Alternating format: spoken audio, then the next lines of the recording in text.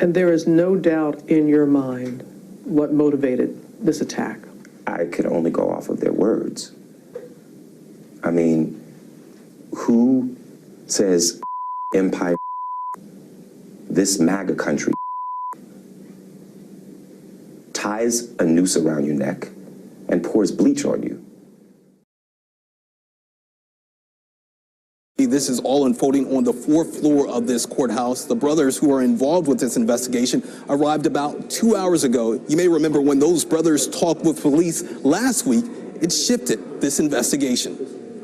After about 3 weeks of investigating, Chicago police now saying Jussie Smollett is no victim. A CPD spokesperson tweeting, Jussie Smollett is now officially classified as a suspect in a criminal investigation by Chicago police for filing a false police report, class 4 felony. Detectives are currently presenting evidence before a Cook County grand jury. The investigation began January 29th after Smollett told investigators 2 men attacked him, shouting racial and homophobic slurs in the Streeterville neighborhood. He said they threw some type of chemical on him and put a noose around his neck. This is what the actor told ABC News last week. It feels like if I had said it was a Muslim or a Mexican or someone black, I feel like the doubters would have supported me a lot more. A law enforcement source says the brothers captured here in grainy surveillance video alleged Smollett paid them to orchestrate and stage the attack. The brothers say Smollett was upset that the threatening letter sent to Empire's Chicago studios didn't get enough attention. On the letter, it had a stick figure hanging from a tree with a gun pointing towards it, with the words that said, Smollett Jussie, you will die, black. There was no address, but the return address said in big red, like caps, MAGA. Did I make that up too? Chicago police, they were hopeful that they were going to be able to speak with Jussie Smollett. They did speak with his lawyers today, but now the case is in front of a grand jury. To my channel. So before I get into his possible jail time or his motives, why did he do this, I'm going to show you guys this interview for those of you who have not seen it, and for those of you who have, it's even more sickening and disgusting now that everything's been brought out in the open. I know no one believed him from the get-go, from the very beginning, but now that everything has been brought to light, the guys that he hired and the whole story is coming together, watching this interview is really, really disgusting and sad. Looking at this guy, he looks like a normal, intelligent guy. It just makes you wonder, why would somebody do something so disgusting to make this attack racially motivated when there's already racial tensions in the world? You don't have to make things up. It could have been dangerous. It could have caused a lot of trouble. This is just low down, and it's disgusting. Let's take a look at the interview. I'm pissed off. What is it that has you so angry? Is it the attackers? It's the attackers, but it's also the attacks. It's like, at first it was a thing of like, listen, if I tell the truth, then that's it, because it's the truth. Mm-hmm. Then it became a thing of like, oh, how can you doubt that? Like, how do you not believe that? It's the truth. And then it became a thing of like, oh, it's not necessarily that you don't believe that this is the truth. You don't even want to see the truth. What happened that night, Jussie? When I landed in Chicago, and Frank Gatson, who's like my uncle, and he's also my creative director, and he picked me up. And then we got back to the apartment. There was no food. And so I went out to Walgreens thinking that they were 24 hours then to have a smoke. Walgreens was closed. So I called them up and I said, hey, I'm going to run to Subway, which was across the street. And I'm going to get a salad. Do you want anything? I went to the Subway and got the order. During that time, I texted my manager thinking that he was still in Australia because he was on an Australian tour with one of his other clients. I said, yo, call me when you can. He called me immediately. And while he was on the phone, I heard, as I was crossing the intersection, I heard Empire. And I don't answer to Empire. My name ain't Empire. And I didn't answer. I kept walking, and then I heard Empire. So I turned around and I said, did you just say to me? And I see the attacker, masked, and he said, "This MAGA country," punches me right in the face. So I punched his ass back. And then we started tussling. You know, it was very icy. And we ended up tussling by the stairs. Fighting. There was a second person involved who was kicking me in my back. And then it just stopped. They ran off. And I saw where they ran. And the phone was in my pocket, but it had fallen out. And it was sitting there. And my manager was still on the phone. The vast majority of people have been supportive and loving and understanding. And then as time has gone on, and that there's no, it's 2 o'clock in the morning, you're going to Subway, Subway is open 24 hours. Like, people kill me when they say things like that, because it's like Subway is open 24 hours for a reason. So that when you're hungry at night and you ain't got no food, you go to Subway. The camera facing north, how is that my issue? It feels like if I had said it was a Muslim or a Mexican or someone black, I feel like the doubters would have supported me a lot much more. A lot more. And that says a lot about the place that we are in our country right now. The fact that we have these fear mongers, these people that are trying to separate us, and it's just not okay.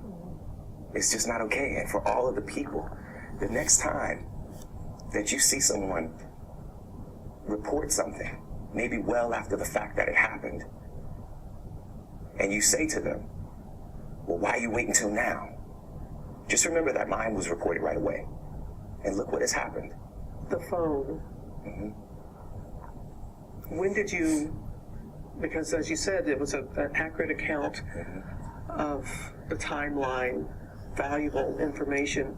When did you make that information available to the police? We had to give the phone records, which they didn't originally ask for my phone records. They asked for my phone. They wanted me to give my phone to the tech for 3 to 4 hours. I'm sorry, but I'm not gonna do that. So, also, there's no doubt that he sent himself those letters too. Let's take a look. And you don't rub people the wrong way. In fact, the week before the attack, police confirm a letter was sent to the Fox studio in Chicago with threatening language and laced with powdery substance, likely Tylenol. Do you think there's a link between the letter and the attack?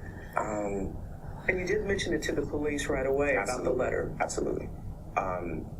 Just because on the letter it had a stick figure hanging from a tree with a gun pointing towards it, with the words that said, "Smollett Jussie, you will die black." There was no address, but the return address said in big red, like caps, MAGA. Did I make that up too? Yes. And despite lack of video surveillance footage, Smollett hopes to rewrite the narrative about that night, saying he fought back against his attackers and reported the incident after his creative director called 911. He's supposed to be well-known requesting a report, and so the news was placed over the press deck. I want that video found so badly because for probably 4 reasons.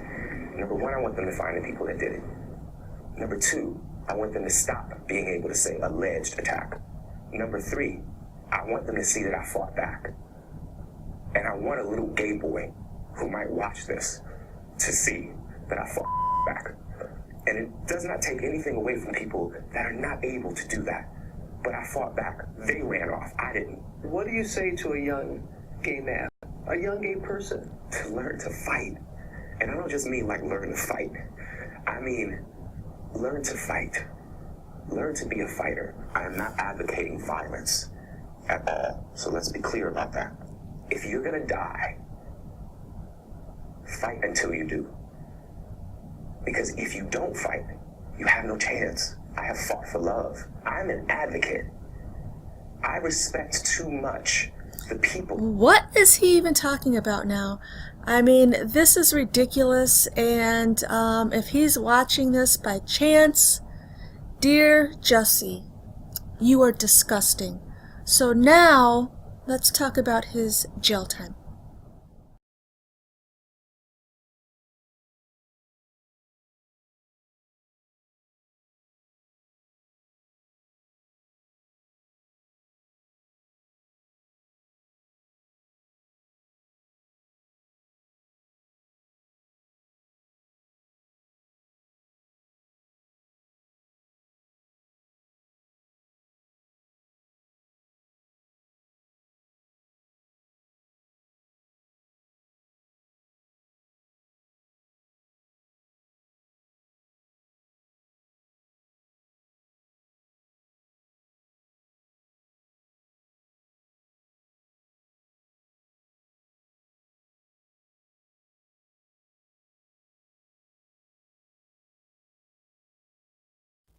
Okay, from the article I was reading, it says in Illinois, for falsifying a police report, the charge is a Class 4 felony and carries a potential sentence of 1 to 3 years in prison. So do you guys think he'll get any jail time at all? Is he going to come forward? Is he going to admit that he lied? Is he going to apologize? How is this going to play out? How is this going to end? I'm really actually curious because I can't think of another word for this except low down and disgusting. I mean, he could have made this, like I said, he could have made this about his sexuality. That way he wouldn't have had to put a race on it. It wouldn't have caused like any racial tension, which it didn't. I'm really glad white people didn't believe this. I'm really glad black people didn't believe this. Basically, no one believed this, which is a really good thing. But it could have been dangerous, you know? It could have been, it could have ended a lot worse than it's ending now, which is him probably going to jail. So what do you guys think? Why did he do this? To save his career? Supposedly he was being written off the show. So that's what this was all about. Supposedly he was going to be written off the show and he knew about it. So he was trying anything to, you know, put himself in the spotlight, maybe make himself more popular, maybe the show would hold on to him. What do you guys think? I am really curious to see what he has to say about this. Anyway, if you're new to my channel, please like this video, subscribe, and leave me a comment down below. Thanks for watching, guys. Bye.